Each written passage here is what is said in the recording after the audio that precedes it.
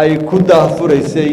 taasoo annaguna aanu wasiir ahaan kala soo qayb galay xafladdu intaasay inoo tahay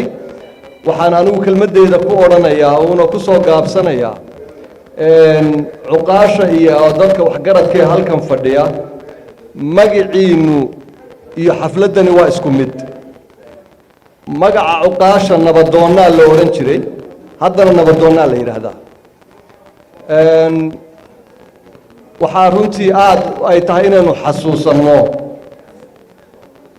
in ay hay-ado iyo ururadeennu qayb ka mida ay dowladdii oo joogta iyaguna u soo gurmadaan gobolka sool si ay u baraarujiyaan nabadda waxay ka mid tahay gurmadka guud ee gobolkan sool iyo nawaaxigiisa iyo guud ahaan deegaamada bari ee dalka oo ay qalalaasuhu ku yar badan yihiin loo fahamsiin lahaa nabadda si ay gacmahooda ugu qabsadaan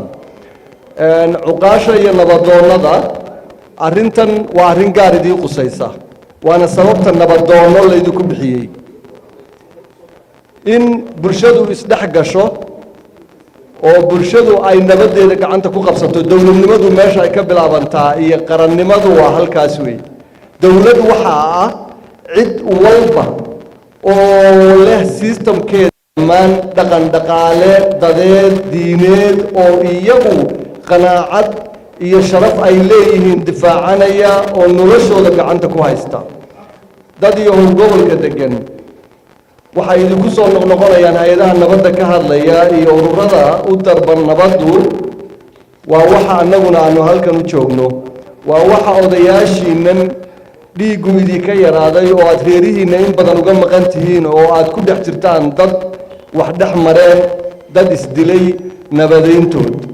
waxaynu rabnaa inaynu si dhow u wada shaqayno oo tababarka maanta ay hay-adda sosof idinku timid ay idi siinayso in aynu wax badanna ka faa'iidno dhaqanna gelinno annagana waxay noogu yimaadeen runtii